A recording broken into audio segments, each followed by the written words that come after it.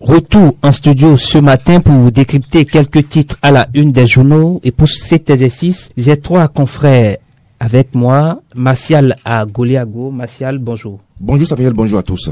Deuxième débatteur dans cette émission, Edouard Yansounou, Edouard de la rédaction de Crystal News. Edouard, bonjour, bienvenue dans Que dit la presse. Bonjour Samuel Rondio, bonjour à tous. Henri Joël Doro, vous êtes journaliste indépendant. Henri Joël, bonjour. Bonjour Samuel, bonjour à tout le plateau, bonjour également aux auditeurs de Crystal News. Romiad Wadahi fait le tour des quotidiens ce matin. Il est primé, il est désormais meilleur ministre des Finances dans l'espace africain. Quand on parcourt un peu le quotidien, le matinal, on peut lire le ministre béninois de l'économie et des finances, Romiad Wadahi, a reçu le titre de meilleur ministre des Finances d'Afrique. Il figure parmi le classement 2024 des meilleurs ministres des finances d'Afrique établi par Finance Afrique. Cette distinction est une belle performance aussi bien pour Wadahi et que pour le Bénin. Martial à Goliago, cette distinction, ça vous honore également en tant que Béninois? Naturellement, je suis fier. Puisque c'est un fils du pays qui a été élu meilleur ministre donc de l'Afrique. C'est dire qu'il y a un travail qui se fait à ce niveau-là, parce que ne l'oublions pas, ce jeune agentier national travaillait depuis 2016 aux côtés du président Patrice Talon, et nous avons vu comment il assainit donc les finances publiques et comment il arrive quand même à contracter des prêts de l'extérieur donc pour permettre au président Patrice Talon de dérouler pleinement donc sa politique du PAG, programme d'action du gouvernement. Donc c'est dire que aujourd'hui les actions de Romiad Wadahi donc je dirais ont commencé par séduire un tout ça peu donc d'abord l'Afrique de l'Ouest, l'UEMOA, et maintenant aujourd'hui il a gravi les marches. Et c'est tout le continent donc qui a commencé par voir l'exemplarité de ce jeune agentier national qui depuis très longtemps, ne l'oublions pas que tout récemment, les cadres du Fonds monétaire international ont séjourné au Bénin et ont qualifié donc le Bénin d'un pays sérieux en matière donc de la gouvernance économique. C'est-à-dire que aujourd'hui la gestion donc financière de Wadahi a porté ses fruits, et quand on est béninois, on ne peut qu'être fier. Edouard Yansounou, fierté également pour vous que l'agentier national soit le meilleur des agentiers de l'Afrique. Oui. Qui vous souviennent, Romiad Wadahi est ministre de l'économie et des finances depuis 2016 au Bénin. Et malgré tout ce que nous pouvons dire au plan national en ce qui concerne la faim et la vie chère, le Bénin fait des grands pas sur le plan international à voir les indices macroéconomiques. Ces indices jugés de trompeurs, non? Ces indices jugés de trompeurs, mais qui vous souviennent que ce sont des institutions respectées qui nous donnent des chiffres en fonction de leur baromètre. Et quoi qu'on dise, le Bénin n'est pas le seul pays qui figure sur la liste de ces pays-là en question, et que si le Bénin parvienne a fait de grands pas selon les indices de ces institutions, ce n'est qu'à saluer. Et si cela se salue et que le maître d'orchestre, le chef de cet orchestre est primé, on dira bravo à l'intéressé et bravo à tout le gouvernement par lequel il parvient à faire tout ça. Et principalement sur ce sujet, il y a des avancées qui sont notées, et c'est au cours de cette année 2024 bien sûr, et c'est en raison de ces avancées-là que le ministre Romiad Wadahi a reçu ce prix dont nous parlons. On parle par exemple d'une manœuvre astucieuse de SWAP de taux de coupon en euros qui a été abaissé à 6,5%. C'est une prouesse dans un contexte de marché financier qui est tendu, comme nous le savons. On a aussi le Fonds monétaire international, FMI, qui nous a accordé sa confiance. Je dis nous parlant du Bénin, qui nous a accordé sa confiance et que le Bénin a obtenu un financement qui équivaut à 400% de son quota, ce qui est au-delà de la moyenne continentale. Donc, pêle-mêle, voilà quelques exemples qu'on peut citer pour dire, mais oui, au Bénin, ça ne va pas, mais à l'international, les gens nous applaudissent. Au Bénin, ça ne va pas, mais à l'international, les gens nous applaudissent. Et donc, si il faut faire quelque chose, c'est aussi applaudir ce ministre et lui demander en retour de voir dans quelle mesure tout ça que les gens apprécient de part et d'autre peut réjaillir sur tous les Béninois, sur notre quotidien. Wadaï a été couronné par ses efforts, certainement selon les confrères en plateau ici. Vous, Henri Joël Doro, vous applaudissez également cette récompense ou cette distinction? Tout à fait, c'est une fierté. Je corrobore ce que les amis en plateau avant moi, qui ont opiné avant moi, ont dit. Et je pense que tout ça corrobore également toute distinction qu'il avait eu. L'enquête sur le budget ouvert a placé le Bénin en tête des pays francophones sur la transparence budgétaire, le hissant deuxième rang en Afrique, juste derrière l'Afrique du Sud. Et donc aujourd'hui, c'est le cas de Financial Afrique, voilà, qui nous donne confère cette distinction. Et retenez, s'il vous plaît, cette distinction repose sur 5 critères essentiels. On a la notation financière, on a la gestion de la dette, la maîtrise de l'inflation, la croissance économique et le leadership. Mais moi, je voudrais bien m'appesantir sur un seul critère qui est bien évidemment la gestion de la dette. Vous savez, tous les efforts de Patrice Talon sont tangibles.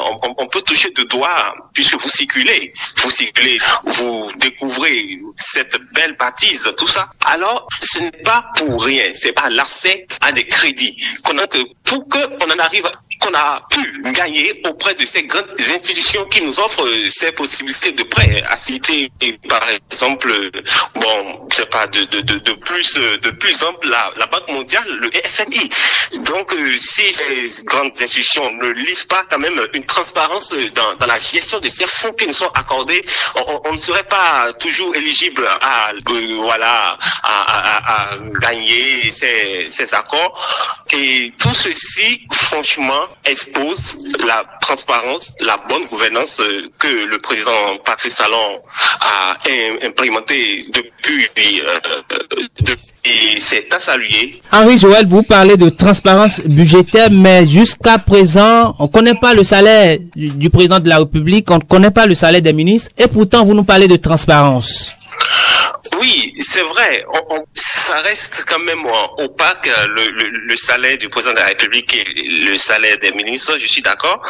Mais est-ce qu'auparavant, on savait aussi de façon formelle? Mais on a parlé de la rupture, on veut rompre avec les vieilles habitudes, non? Oui, mais moi je pense que ce n'est pas quand même un sujet nécessaire, ce n'est pas un facteur nécessaire. Alors, quand on copie les grandes démocraties, il faut copier les bonnes choses. En France, on connaît le salaire d'un député, on connaît le salaire des ministres, on connaît le salaire du président de la République. Au Sénégal, tout près, on en sert. Oui, Samuel, cher confrère, je vous l'accorde, c'est tout à fait raisonnable ce que vous dites, c'est évident, ce n'est plus à démontrer, en tout cas dans une bonne démocratie. Mais est-ce que aujourd'hui quelqu'un a pu, de façon formelle, adresser une correspondance à qui que ce soit, à une autorité que ce soit, en tout cas chargée de répondre à ces genres de questions et qui n'a pas satisfait à son courrier? Je ne crois pas. Je ne crois pas. L'exigence est d'ordre moral. Quand vous exercez et que vous savez qu'on est en démocratie, la transparence veut que vous publiez tout au moins le salaire des ministres, des députés, des directeurs ou des chargés de mission et autres, non? C'est clair. On y arrivera, c'est sûr. Mais vous savez, tout de suite, on sait d'où on a quitté quand même, depuis 2015 ou si vous voulez, dès le début de 2016, on sait d'où on a quitté. On peut pas d'un seul coup tout parfait, non? Peut-être que c'est des prochains défis, qui nous attendent, tout simplement. Mais déjà, il faut reconnaître, cette transparence, cet assainissement, cette clairvoyance, c'est pas dans les fonds publiques, voilà, du pays. Parce que, vous le savez, c'est pas quand même des petites institutions qui nous accordent ces prêts, ces crédits. Et c'est colossal, si vous voulez. Je peux vous dire, c'est tiré, voilà, d'un site de Washington. On dit, la Banque mondiale a approuvé aujourd'hui un financement de 635,5 millions d'euros de l'Association internationale de développement IDEA pour soutenir les efforts du gouvernement du Bénin. Alors, c'est pas des petites institutions, s'il vous plaît, et ça, c'est possible depuis le 31 octobre 2024. Alors, si ces institutions ont quand même la facilité de nous accorder des crédits, des prêts, c'est déjà, voilà, une assurance de la transparence de ces fonds qu'ils ont. Et c'est un mérite à saluer. Et tout ce qui se fait aujourd'hui au Bénin, les marchés, par exemple le marché de Wando à Porte-Novo, et voilà, Porte-Novo à Cotonou, tout ce que vous voyez, cette belle bâtisse, et aussi à Cotonou, un peu partout dans le Bénin carrément, je vais vous dire, voilà, ce n'est pas pour rien, non, c'est tous ces fonds-là, quand même, qui nous ont permis d'y arriver. Maintenant, est-ce qu'on avait assez possibilités? On parle de surendettement, où j'ai même lu des gens dire que oui, le Bénin est très endetté, voilà, dans un espace donné. Ah oui, est-ce que vous ignorez aujourd'hui que, avant que la Côte d'Ivoire, ne soit là aujourd'hui, attention, le président Houphouët-Boigny, il y a eu aussi de pareilles choses. Alors, je pense que les crédits, en réalité, ne vous portent pas du préjudice sur l'avenir du pays, pas du tout. C'est parce que, d'ailleurs, vous avez un assainissement sur votre finance que les grandes institutions, c'est puissance se fie à vous et vous octroie simplement ces crédits qui vous permettent de vous développer. Donc, sur ce côté, il n'y a rien à dire que de saluer les efforts du président Patrice Talon, et surtout, le mérite revient à ce jeune. Et je pense que ça va à son profit. Ça va à son profit. Et tout ce qu'il faut conclure, c'est que le Béninois doit pouvoir dissocier les questions politiques par rapport aux questions techniques, aux questions de développement. C'est vrai, parlant de la politique au Bénin, tout n'est pas rose. Oui, il y a des problèmes de démocratie et c'est reconnu aussi à l'international. Mais on doit quand même pouvoir arriver à faire cette dissociation. Quand il est à saluer les efforts techniques, les efforts intellectuels, on doit pouvoir aussi dissocier ça de la politique. Je pense que c'est tout ce que j'ai. C'est mon opinion par rapport à votre question. Martial Goliago, dans un pays où les Béninois peinent à s'offrir un repas par jour, on prime, le ministre de l'économie et des finances dit qu'il est le meilleur de l'Afrique. C'est inquiétant, non? Est-ce qu'on peut faire foi à cette distinction? Est-ce qu'on peut faire foi à ces institutions qui priment finalement? D'abord, Samuel, permettez-moi de décerner une fière chandelle à mon cher ami Doro, qui a fait une analyse pointure, donc, de la gouvernance économique au Bénin. Souvent, vous savez, quand on le dit, il y a certains en fait qui ne maîtrisent même pas ce que c'est que, je dirais, les méandres techniques. Et quand on fait les analyses, ils sont là à critiquer des zozos qui ne maîtrisent rien et qui sont là à critiquer pour critiquer. Nous sommes là en fait pour faire des analyses. Et c'est des analyses pointues. Et je les invite en fait, quand il y a une émission, il faut qu'ils arrivent quand même à écouter l'émission de fond en comble pour mieux comprendre. Au lieu de prendre en fait juste une portion, d'accord, pour commencer par attaquer ces bêtes. C'est pas bien. Voyez-vous, c'est-à-dire, il y a ce qu'on appelle l'aspect technique et l'aspect politique, comme l'a évoqué tout à l'heure Doro. Nous parlons en fait de ce qui se passe de concret sur le terrain. Ce qui est concret, c'est que le Béninois n'arrive pas à s'offrir 2 repas par jour. Mon cher Samuel, si nous allons poursuivre ce débat, d'accord, nous n'avons pas en fini. Pourquoi? Parce que celui qui n'a pas traversé la rivière ne peut pas se moquer en fait de celui qui a la rive. De celui qui a la rive. Je le dis pourquoi ainsi. Quand on dit le Béninois n'a pas mangé, le Béninois n'a pas fait ci, je suis sûr que vous êtes journaliste. Et si vous commencez par faire en fait une enquête digne du nom à la matière pour faire une vérification, celui qui n'a pas mangé, d'accord, jusqu'à une durée précise, je crois qu'il va se retrouver en fait à la morgue. Soyons sincères, soyons honnêtes. La fin ne tue pas, écoutez, Adon Roumain, non, qu'est-ce que vous dites comme ça? Adon Roumain, elle a con. Maintenant, combien de morts nous avons enregistrés? Et mais on a quand même enregistré beaucoup de chômeurs ou de licenciés sous Patrice Talon. Écoutez, c'est un indicateur pour dire que le Bénin est en souffrance économique. On n'enregistre pas aujourd'hui, d'accord, des chômeurs sous Macron. Il n'y a pas de chômeurs aux États-Unis. Non, c'est-à-dire, vous voyez, ne collez pas en fait ces genre de choses en fait à Talon. Non, même si Talon quitte là, le président qui vient en 2026 là aura toujours de chômeurs. Il y aura des diplômes. Tout le monde ne peut pas avoir d'emploi tout de suite. Non, il faut parler en fait de façon simplifiée. Même si un autre président vient en 2026, il y aura toujours des chômeurs, il y aura toujours des diplômés sans emploi. C'est clair. Maintenant, l'essentiel, c'est de parfaire, c'est-à-dire c'est de faire tout possible pour réduire un temps soit peu, en fait, le nombre, c'est tout. Vous pensez que... Mais visiblement, Patrice Talon n'est pas dans cet élan-là. Qui vous a dit qu'il ne l'est pas? Combien d'entreprises créées sous... Vous croyez qu'il n'y a pas de... Vous croyez qu'il n'y a pas de recrutement? La GDZ. Non, vous croyez qu'il n'y a pas de recrutement? C'est parce que, en fait, il n'y a pas de retour. Des recrutements se font à tout moment. Les jeunes, en fait, aujourd'hui, sont insérés. Quand on prend l'insertion aujourd'hui, le programme PEJ, qui est là, allez constater, c'est des enquêtes, en fait, qu'il faut faire à ce niveau-là, pour comprendre. Le programme le ministre Moïse Kérékou l'a évoqué également la dernière fois, où il y a des jeunes, en fait, qui déposent aujourd'hui des projets dignes du nom, et qui sont encombrés à coups de millions. Donc, vous ne savez pas ça. Donc, c'est une manière aujourd'hui de réduire un tout ça peut, en fait, d'accord, et le sous-emploi. Un jeune aujourd'hui qui n'a rien, mais qui a un bon projet, qui va déposer au ministère, et on lui accorde des millions, et aujourd'hui, il s'assoit et il devient entrepreneur. C'est pas une manière de réduire ça. Mais soyons honnêtes, à votre décréton ou pas. À votre décréton pas. C'est pas bon. Vous voyez? Et puis, le président Talon est là. La plus belle femme du monde ne peut donner ce qu'elle a. Il ne peut pas tout faire. Il fait juste les routes. Il se moque écoutez, sur tous les plans, il est arrivé quand même à convaincre. Sur tous les plans, il est arrivé à convaincre.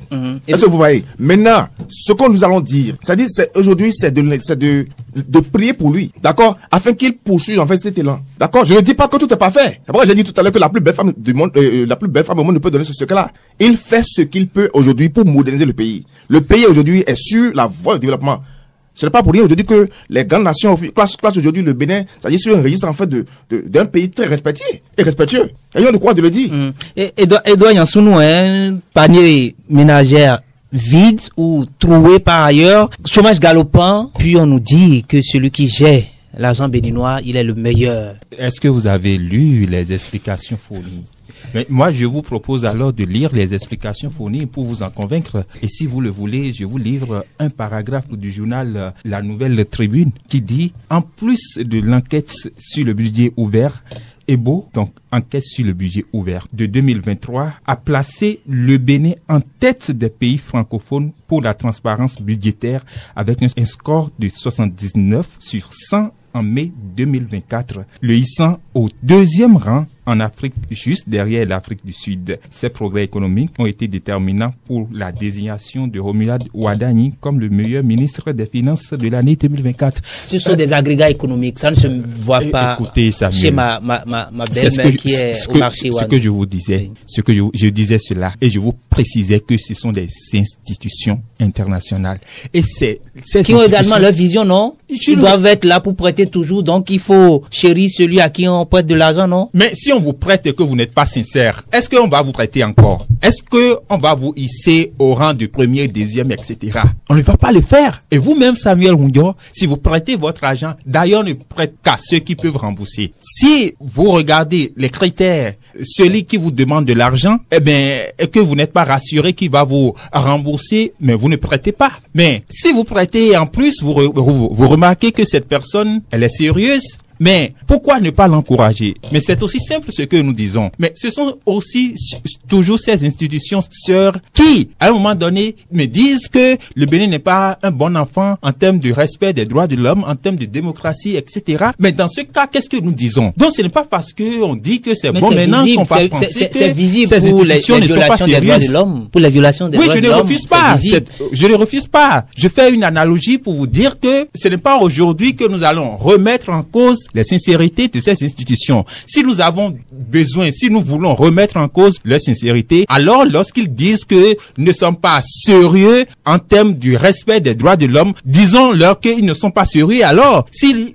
disent ou si elles disent que ne respectons pas la démocratie, les normes et pratiques démocratiques, disons-leur qu'ils ne sont pas ou qu'elles ne sont pas sérieuses alors. Donc, c'est plus simple ce que nous disons, Samuel Hundio. Et quand vous faites allusion au quotidien du Béninois lambda, mais je vous le disais, ils ont leurs chiffres, ils ne vivent pas au Bénin. Ils ont leurs chiffres. Et c'est en fonction de la gestion de leurs dettes qu'ils délivrent les critères, qu'ils énumèrent les appréciations. C'est plus simple que ça. Vous prenez une dette, vous avez promis de faire une route, et au lieu de faire la route, au lieu de construire, vous distribuez l'argent aux populations. Vous êtes sérieux? Mais vous n'êtes pas sérieux.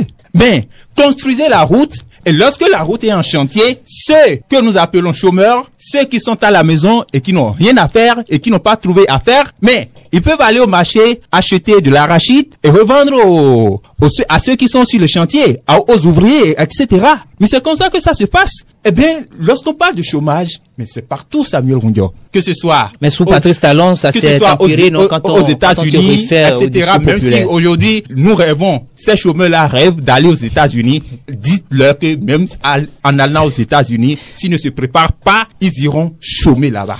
Mais ailleurs, il y a de ces jeunes qui sont allés en France qui ont dit qu'ils vont casser la route pour trouver de l'argent, ils vont faire tout, n'importe quoi pour trouver de l'argent, mais ils sont allés 2-3 jours, ils sont tombés malades, ils n'ont pas pu supporter. Eh bien, et quand vous parlez de chômage sous Patrice Talon, moi, ça me cœur, parce que en venant, Patrice Talon vous a dit que c'est l'asphaltage qu'il veut faire. Rendre beau le Bénin. C'est ce qu'il a dit. Il a parlé des rues, il a parlé de tout. En son temps, moi, ça ne m'a pas convaincu. Moi, je n'étais pas pour cette politique. Pour ne pas dire que je ne suis pas pour cette politique. Mais la personne a dit que c'est ce qu'il veut faire. Vous avez voté pour lui. Au mépris de la fin du Bénin. Il vous a annoncé ça, non?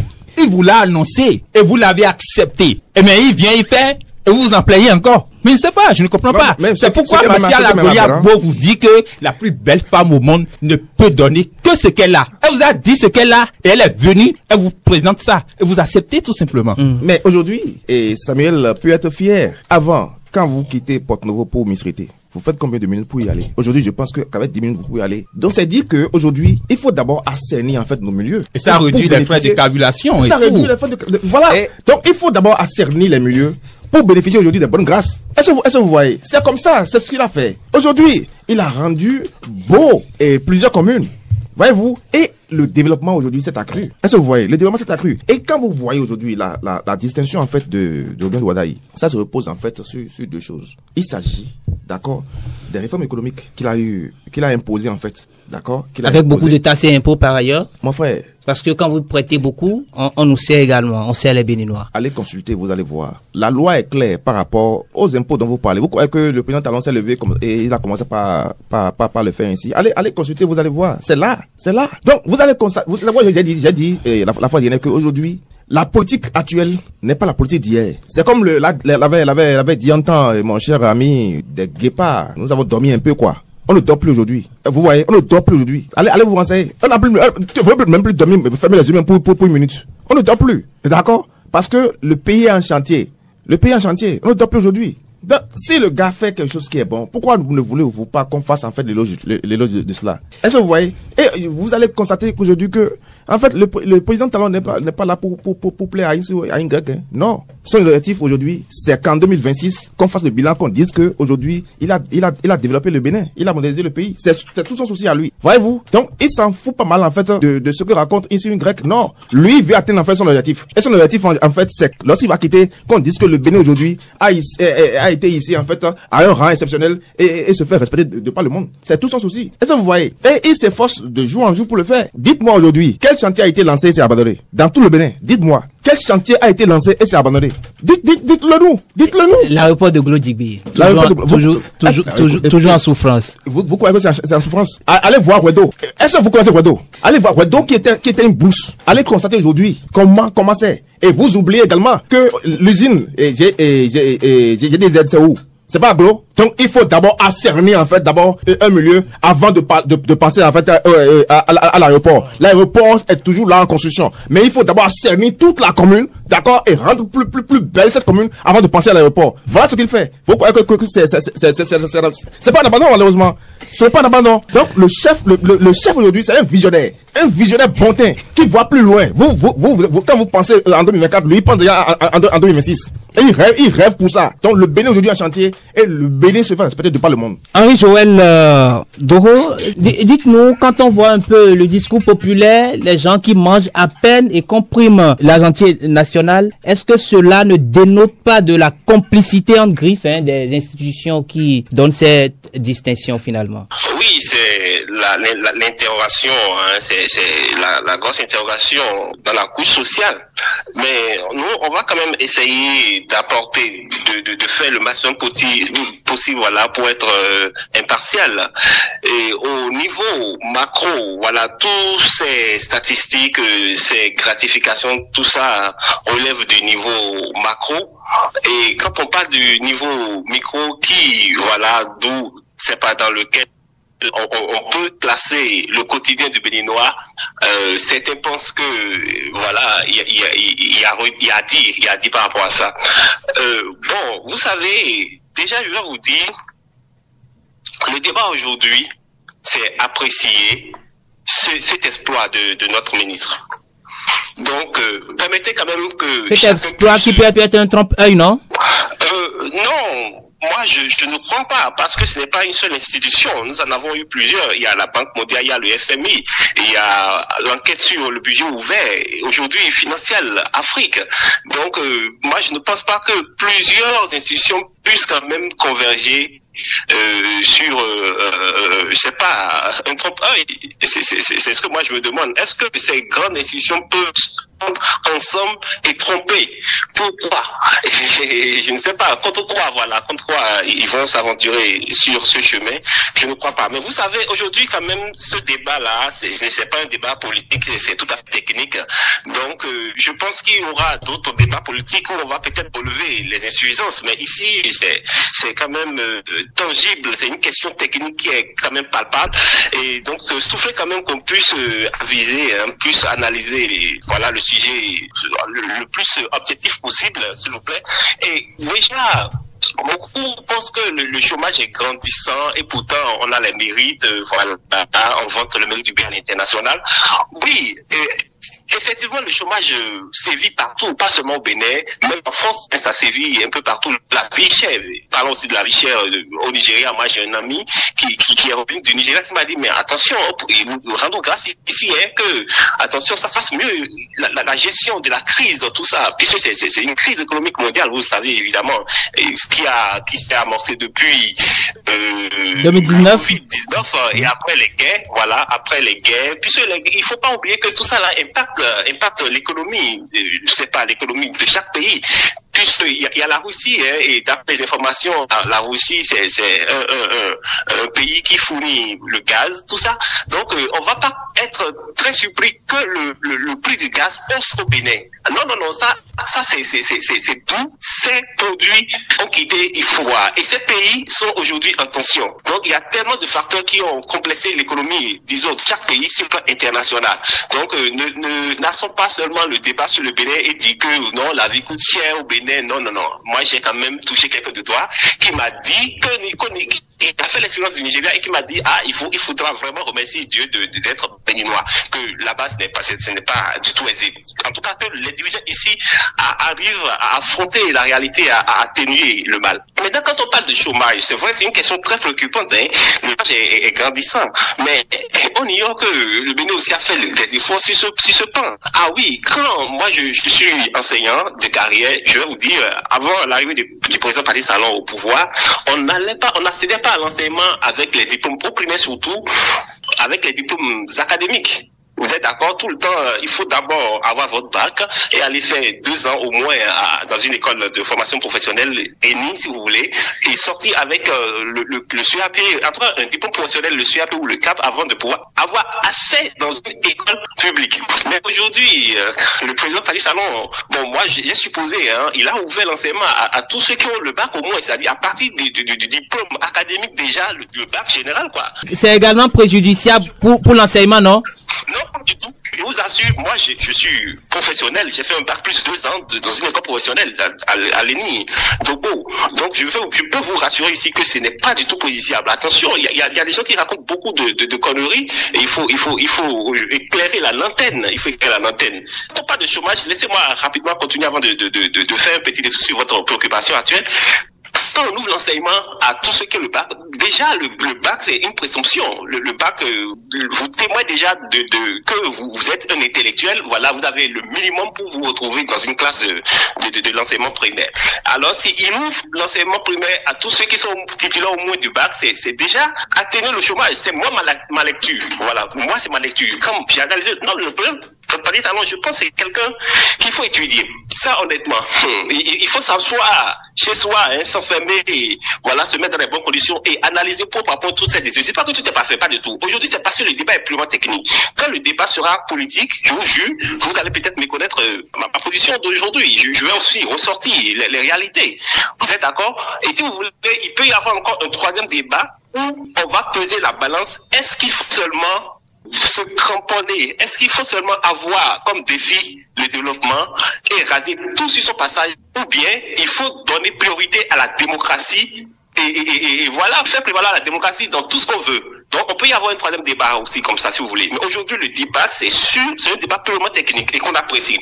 Alors il a ouvert l'enseignement à tout le monde à partir du bac et je pense que c'est pour atténuer le chômage et ça atténue sérieusement le chômage. Je vous jure, quand on donne les chiffres du chômage, les gens se disent non mais que c'est un trompeur, ils ont juste inventé sans calcul. Non mais c'est professionnel, je vais vous rassurer. On ignore que, attention, l'enseignement a englouti une grande masse de données. Pour vous qui êtes professionnel de l'éducation, ou vous qui avez fait une école de formation professionnelle d'enseignement, est-ce qu'il est logique d'envoyer en griffe des mécaniciens pour aller donner des cours aux enfants dans les écoles? Puisqu'on sait que la pédagogie, celui qui a un bac académique n'a pas la pédagogie d'enseigner. J'aime beaucoup vos questions, franchement, je salue votre professionnalisme. Voilà, vos questions sont vraiment pertinentes. Et je disais dans mon parcours tout à l'heure, dans mon développement, voilà, je disais que j'allais faire un rebond sur votre question. Donc permettez-moi d'y aller maintenant. Alors c'est la question à l'heure actuelle. Je vais vous dire la réalité et il faut pas il y a déjà même voilà des événements qui vont corroborer ce que je vais d'abord affirmer. Mais j'affirme ça déjà. L'enseignement au primaire, je vous jure, le plus important c'est d'abord le niveau. Ok, vous me permettez encore, c'est vrai que l'émission ne parle pas de ça, mais puisque vous voulez un peu d'éclaircissement, je vais y aller. Au temps du régime précédent, on envoyait n'importe qui, c'est-à-dire ceux qui sont à partir de l'EPC, si vous êtes bloqués de poursuivre les études jusqu'à avoir votre bac là, on allait tous à l'école normale. Et après, une fois que vous rentrez à l'école normale, vous sortez. Ça, c'est clair. C'est Patrice Talon qui est arrivé, qui a recalé en 2016. Informez-vous à l'école pour les enseignants, c'est-à-dire les écoles de formation professionnelle pour être enseignant. Il l'a fait échouer pas mal. Il y a des gens qui l'a fait échouer, qui l'a fait reprendre d'abord l'année, et il y a d'autres qui l'a complètement renvoyé. C'est-à-dire, ils ne sont qui pourront plus jamais être enseignants de leur vie. Donc, avant lui, ce qui se passait à l'école normale, là, c'était très grave. C'est-à-dire, on n'échouait pas. Quand on rentre à l'école normale, on sort toujours enseignant. Mais avec lui, ça a changé. Vous êtes d'accord? Mais rentrer à l'école normale et avoir la garantie de sortir malgré votre niveau faible. Et j'ai bien dit, c'est les gens qui ne peuvent pas traverser la classe de seconde et qui y allaient. Et il suffit d'y aller seulement. Ils sortent enseignants titulaires de diplôme professionnel. Ils vont vous dire, oui, j'ai le diplôme professionnel, mais il n'y a rien dans la tête. Ils ont fait, quand il est arrivé, le président Talon a fait une évaluation diagnostique à une promotion donnée et je vous dis, 70% n'ont pas la moyenne. 70% n'ont pas 10 sur 20. C'est grave. On les a confrontés aux épreuves de CM2. Je vous le dis. Je suis enseignant et je suis prêt à assumer mes propos parce que je touche ça de doigt. On les a confrontés aux épreuves de CM2 et 70% n'ont pas 10 sur 20. Mais ces enseignants, c'est Yannick qui les a recrutés. Aujourd'hui, avec les aspirants, pourquoi moi avant, aujourd'hui je ne suis plus aspirant parce que j'ai trouvé mieux. Et je vais développer tout ça. Pourquoi nous, avant d'accéder à l'aspirana, on a composé, à part, hormis les épreuves pédagogiques, on a composé encore les épreuves théoriques. On a composé le français. On a composé une épreuve de lecture. Vous lisez le texte, on vous pose des questions dessus. On a composé la mathématique CM2. Alors, il faut savoir, moi, un professeur d'université m'a dit, puisqu'il m'a recruté pour enseigner ses enfants, il m'a dit, je ne vous ai pas recruté à cause de votre diplôme professionnel, de votre cap. Non, je vous ai mis en essai. Et c'est à l'issue de cet essai que je vous ai recruté. Donc, il faut quand même aujourd'hui pouvoir dissocier chez le diplôme et là, j'ai la compétence. Parce que en classe, ce n'est pas la pédagogie de l'école normale que vous enseignez aux enfants. Non, vous leur enseignez des notions, des savoirs, des notions académiques tout simplement, que vous savez déjà à partir de votre bac. Maintenant, quel exemple va départager tout le monde? Pour le recrutement des aspirants, puisque on a ouvert ça également au titulaire du bac général, du bac simple quoi, le diplôme académique simplement. Il est arrivé un moment où on a confronté les titulaires de diplôme académique professionnel, c'est-à-dire titulaires de SUAP ou du CAP, on les a confrontés seulement aux épreuves académiques. À un moment, le professeur Félix Salon a dit non, mais écoutez, il a compris, moi c'est mon analyse, c'est pas lui qui l'a dit. Puisque vous n'enseignez pas la pédagogie aux enfants, puisque c'est les notions académiques que vous enseignez aux enfants, moi je veux de la qualité. Allez tous composer les épreuves académiques. Allez composer ce que vous voulez aller enseigner aux enfants en classe. Je suis d'accord qu'il faut se faire former, hein, ne vous en faites pas. Je vais tout détailler. Et quand on les a confrontés, et professionnels et académiques, les titulaires de diplôme académique, mais les titulaires de diplôme académique ont battu, ils ont défié. C'est-à-dire, ils ont mis à mal les titulaires de diplôme professionnel. Allez vous renseigner. C'est un professionnel qui vous parle. Tout ça, tout le monde, n'importe qui peut vous confirmer tout ce que je vous balance comme information. Alors, il faut comprendre aujourd'hui que le président Salon a su de quoi le Bénin souffrait tout simplement. Et le fait d'ouvrir l'enseignement aux titulaires du diplôme académique a réduit le chômage et a aussi corrigé le niveau des enfants. Et quand il a laissé puisque votre crainte, j'ai pu déceler votre crainte et je réponds déjà à ça, puisqu'il sait qu'il a cherché seulement la compétence, c'est-à-dire le savoir en recrutant les gens, en envoyant les gens dans les écoles primaires, puisqu'il n'est pas sûr de leur compétences professionnelles. Quand il parle de compétences professionnelles, c'est-à-dire ce qu'on enseigne à l'école normale, la psychologie de l'enfant, parce qu'il faut connaître tout ça, c'est aussi important, les lois qui protègent les enfants, tout ça, il leur fait des recyclages. Oui, pendant les congés, il les récupère et puis il leur fait des recyclages. Et certainement, puisque moi je professionnel, nous on n'avait pas assez à ça, puis certainement quand ils vont là-bas, on leur enseigne la psychologie de l'enfant. Ah oui, c'est des enfants qui sont faibles, voilà, c'est des enfants qu'il ne faut pas toucher, même si vous voulez leur toucher les notions, tout ça. Vous savez, il y a assez de lois, voilà, par rapport à ça. Donc moi je pense qu'il a su de quoi le Bénin a besoin. En tout cas, parlant de la bonne gouvernance et il a apporté la solution. Est-ce que vous êtes satisfait par votre... Les auditeurs jugeront, Martial Agoliagbo, dans un contexte où on est en fin de mandat et qu'il se situe dans les couloirs politiques, que ce ministre veut être également candidat aux élections, quelles pourront être les implications de cette distinction dans le champ politique où règne Wadayi également? Candidat à la présidence de la Banque africaine de développement. Mais également, on avait appris, même s'il a assigné le jeune à la criette, qu'il avait des ambitions pour être président de la République. Il ne l'a jamais dit. Oui, il ne l'a jamais dit. C'est vrai que dans le camp de la mouvance présidentielle, vu en fait ses performances économiques, ces performances en matière donc des réformes économiques au Bénin, beaucoup voudraient qu'il remplace Talon, mais lui-même ne l'a pas dit. Mais aujourd'hui, on est sûr certain que plusieurs personnes, même pas seulement ceux du Bénin, les experts en matière de gouvernance économique, ont commencé par susciter sa candidature pour qu'il soit donc président de la Banque africaine de développement. Voyez-vous? Donc, c'est dire que il y a un travail qui se fait à son niveau. Donc aujourd'hui, Wadayi n'est pas n'importe qui en matière de gouvernance économique. Donc il peut également servir ses compétences hors du Bénin. Voilà. Donc c'est dire qu'aujourd'hui il a de bon ton, que certaines personnes en fait veulent qu'il soit donc le successeur de Talon. C'est normal. D'accord, il a les qualités qu'il faut, mais il lui-même n'a pas donné son accord pour dire qu'il est candidat à la présidence. Avec cette distinction, il est plébiscité, non? Ou il donne déjà la crainte à ses potentiels adversaires dans le camp. Non, mais vous savez, Wadayi n'est pas responsable des bureaux politiques mais il est membre de l'UP, le Renouveau. Oui, mais vous savez très bien que c'est les partis politiques qui font le choix de leur candidat. Est-ce que vous voyez? Donc, il ne peut pas venir maintenant pour dire, bon, c'est vrai, j'ai été distingué, je suis élu meilleur ministre de l'Afrique, donc il faudrait que vous me choisissez comme... Non, c'est le parti qui va décider. Si le parti décide demain que c'est Wadayi qui est candidat, c'est tant mieux.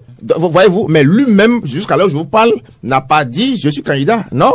Surtout qu'aujourd'hui, ne l'oublions pas, il y a ce qu'on appelle discipline de groupe dans ces bastions politiques. Donc, Wadayi, jusqu'à l'heure où je vous parle, n'a pas levé la main pour dire qu'il est candidat aux élections présidentielles de 2026. Donc, il faut qu'on soit clair par rapport à cela. Aujourd'hui, nous sommes en train de parler donc de ces performances économiques, voyez-vous, qui ont pu porter ses fruits. Parce que vous savez, ce n'est pas en fait une histoire de trompe-œil. Puisque les institutions qui l'ont choisi ne sont pas des institutions quand même qui s'amusent. Attention, ça c'est insulter en fait, donc je dirais l'intelligentsia de ces institutions à travers la Banque mondiale et consorts. Donc c'est parce que on a constaté effectivement qu'il y a un travail qui se fait en matière économique au Bénin qu'il a été élu donc meilleur ministre donc de l'Afrique. C'est très important. Edouard Yansounou, implication politique, quand on sait qu'on est en fin de mandat et que la succession de Patrice Talon pose problème, n'est-ce pas là un jeu politique de lui donner cette distinction pour pouvoir l'imposer à la classe politique de la mouvance présidentielle? Oh là là. Bon, je ne sais pas quel problème la gouvernance de Patrice Talon, sa succession pose aujourd'hui. Je ne sais pas. Vous rappelez des derniers événements, hein? Non, je ne sais pas ce que je ne sais pas ce que vous insinuez parce que ça, c'est toute une autre affaire qui peut entrer dans un autre débat. Quel lien cette distinction peut-elle avoir avec, dans le champ politique? Avec une probable candidature de Romuald Wadagni au Bénin. Je ne sais pas. Nous devons être beaucoup plus objectifs. Jusqu'ici, Romuald Wadagni ne nous a pas dit qu'il est candidat ou qu'il sera candidat. On s'en tient à ce qu'on sait. Ce qu'on sait, c'est que il y a peut-être certains qui sont sur les terrains, qui sont actifs. On ne sait pas si leur objectif c'est d'être candidat ou pas. C'est à nous de leur poser la question de le savoir. Il y a les partis politiques qui, en principe, doivent nous dire qui veulent-ils désigner pour les représenter aux élections générales de 2026. C'est à ça que nous devons nous en tenir. Et sur le sujet, sur le fond du sujet, je pense que nous, les Béninois, nous avons une maladie qui nous recule, qui nous arrière. C'est à chaque fois d'être dans l'émotion, c'est à chaque fois de ne pas se pencher, penser au développement et à chaque penser à qui va gouverner le pays, à qui confier le pays, alors que la question aujourd'hui ce n'est pas ça. Nous avons élu Patrice Talon pour 2 mandats et que le second va terminer en 2026 et aujourd'hui il n'a pas encore fini les chantiers qu'il a en cours. Il n'a pas encore fini tout ce qu'il nous a dit qu'il va faire d'ici 2026. Et ce que nous devons faire, c'est de lui mettre la pression pour qu'il finisse ces chantiers-là. Normalement, c'est ça qui doit être notre préoccupation en tant que Béninois. Mais à chaque fois, nous élisons un président pour 5 ans. Nous passons 2 ans à penser à qui va succéder. Nous passons 3 ans à penser à qui il va remercier. Mais concrètement, sur le programme d'action que nous aussi, nous avons tant réclamé et qui finit par arriver comme ça. Je dis comme ça parce que ce que nous avons souvent, ce n'est pas des programmes bien rédigés. Mais nous acceptons ça comme ça. Malgré ça, il faut, les suivre comme de l'huile sur le feu. Et les suivre pour qu'ils arrivent au terme de leur mandat et finir leur projet pour lesquels ils ont été élus. Mais c'est ça qui devrait être notre préoccupation, mon cher Samuel Ondior. Mais les questions d'élection, s'ils sont prêts, ils vont nous dire. Et lorsqu'ils vont nous le dire et que nous sommes convaincus, on va voter. Et si on n'est pas convaincu, on choisit une autre personne, tout simplement. Henri Joël, sur la même question, dites-nous, est-ce qu'on n'aura pas, dans le champ politique, des inquiétudes quand on voit en griffe un futur présidentiel ainsi distingué? Oui, Samuel, un futur présidentiable à l'issue de ces efforts, de ces prouesses, moi je pense que ce serait bienvenu. Ce serait bienvenu parce que c'est un jeune dynamique. D'abord, moi, j'ai tant rêvé qu'on passe finalement la main à la nouvelle génération. Et si on me dit que Romuald Wadagni sera le candidat pour représenter la mouvance, eh bien moi je crois que je vais applaudir. Même si je ne veux pas tout de suite donner ma position, ça ne dit pas que c'est lui que je vais voter contre un candidat de l'opposition. Dans tous les cas aussi on aura un candidat d'opposition. Mais je vais quand même saluer l'effort de ne pas avoir une catégorie, c'est-à-dire des gens d'un certain âge donné, et que ça soit Romuald qui empiète, qui gagne sur ceux-là. Moi, j'applaudirai simplement, même si je ne veux pas faire savoir mon choix entre la mouvance et l'opposition, parce que je sais il y aura aussi un candidat qui sera désigné pour l'opposition. Mais si déjà Romuald Wadagni est désigné pour la mouvance, moi je pense que c'est à applaudir, c'est à saluer tout simplement. On fait un tour de table pour sortir de ce studio, Bastiel. Oui, c'est-à-dire que c'est le Bénin qui gagne à travers cette distinction, parce que, vous savez, il n'a pas été élu meilleur ministre de l'Afrique de l'Ouest. Il est élu meilleur ministre de l'Afrique, donc c'est toute l'Afrique. Donc c'est-à-dire que le Bénin a fait un grand pas, et donc c'est le moment donc de de remercier et de féliciter donc ce jeune agentier national, Rumia Douadaï, qui nous a permis aujourd'hui, je dirais, donc de faire révéler le Bénin, parce que la vision du président Patrice Talon, c'est de révéler le Bénin, et à travers donc ce jeune ministre, le Bénin s'est fait encore révéler à nouveau. Donc c'est dire que il y a un travail qui se fait. Et ce que j'aimerais dire pour conclure, mon cher Samuel Ondior, il faut permettre quand même à ces auditeurs, je dirais, en griffe, qui n'arrivent pas à faire un distinguo entre la politique et le développement macroéconomique, de mieux comprendre aujourd'hui que quand on fait des analyses pointues sur des aspects tels, il faudrait comprendre que quand il s'agit en fait des aspects techniques, on ne peut quand même pas adjoindre l'aspect politique en fait pour faire des commentaires biaisés. Et désormais, il faut qu'ils comprennent que ceux qui font les analyses sont des personnes bien averties en la matière, et lorsqu'il s'agira donc de parler de la faim ou bien de la pauvreté, si nous arrivons là, nous saurons quoi dire. Edouard Yansounou, on veut sortir de ce studio. Mon cher Samuel Ondior, on dira que l'essentiel est dit. Ce que j'avais oublié de vous dire, c'est que on ne nous a jamais dit que c'est les dettes, les fonds récoltés ailleurs qui paient les salaires des autorités ici au Bénin. Donc, si votre question de savoir pourquoi ils n'ont pas évalué ça et tout, soyons sincères, revenons à l'essentiel. L'essentiel est que les travaux qui sont lancés, les chantiers qui sont lancés dans le pays sont les fruits de cette dette-là. Alors, sur d'autres questions, comme la faim, comme le chômage, l'opacité autour du paiement des ministres et tout, mais évoquons-les dans un autre débat.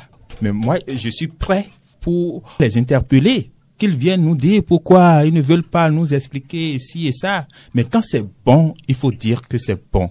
Je vous remercie. Henri-Joël Doro, on veut sortir de ce studio. Oui, Rumia Douadaï, je crois que tout va à son actif aujourd'hui. C'est quelqu'un que moi j'ai tout le temps respecté. Je ne l'ai pas vu dans la politique. C'est clair, il va à leur réunion. Il a certainement un parti que je ne sais même pas d'ailleurs. Il y a de l'Union progressiste, le renouveau. Ok, d'accord. Mais c'est quand même un monsieur que moi je n'ai pas, je n'entends pas souvent sur les questions politiques. Alors je voudrais franchement l'inviter à garder, à persévérer dans ce professionnalisme. Et voilà, à la nature, de décider, c'est à lui de présider à la destinée du pays. On verra bien. Seul, voilà, l'avenir proche nous édifiera. Tout simplement. Merci à vous, Henri-Joël Doro, Martial Agoliago, Edouard Yansounou. Que dit la